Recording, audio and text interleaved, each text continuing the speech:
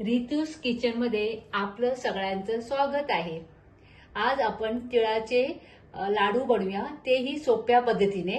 वयस्कर माणसंही खाऊ शकतील आणि लहान मुलंही। त्यासाठी मी घेतले 1 वाटी तीळ, 1 वाटी गूळ, अर्धी वाटी सुकं खोबरं, अर्धी वाटी शेंगदाणे।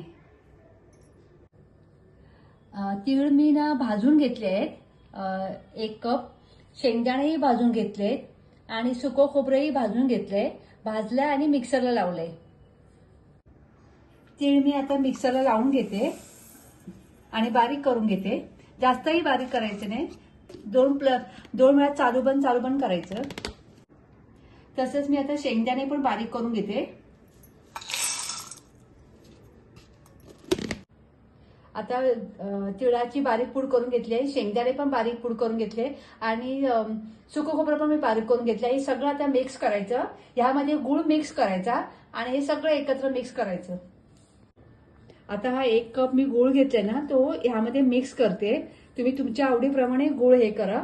आधी चांगल्या गूळला मिक्स करून घेऊया आपण ह्याच्यामध्ये। आणि हे सगळं मिक्स करून झालं ना की आपण मिक्सरला परत हे एकत्र करणार आहोत।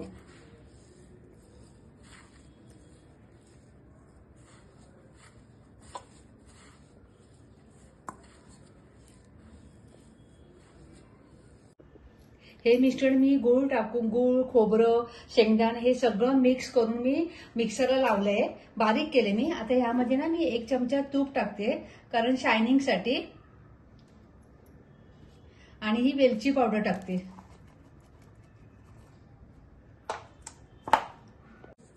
आता हे मी मिक्स करते, सगळीकडे चांगलं मिक्स करून घेऊया। तूप टाकलंय ना, आपल्याला ह्याला शायनिंग आली पाहिजे ना लाडवाला, म्हणून मी तूप आणि हे टाकलंय, मी वेलची पावडर टाकली आहे आणि हे मिक्स करते।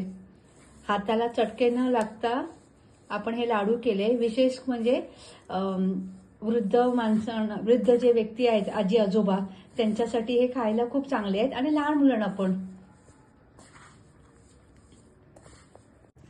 हे बघा, मी छोटा बनवला आहे तिथे मी, तसं असं बनवून घ्यायचं। आणि बरं, हाताला चटकेही लागत नाही आणि हे पण बरं, नवीन लोकांना शिकायला पण बरं।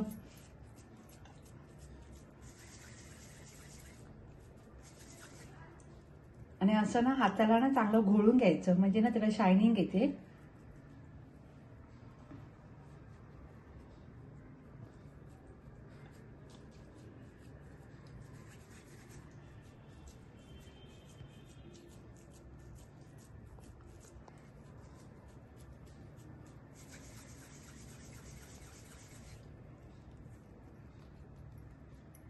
म्हणजे छोटे मोठे झाले आहेत ते बघा तुम्ही।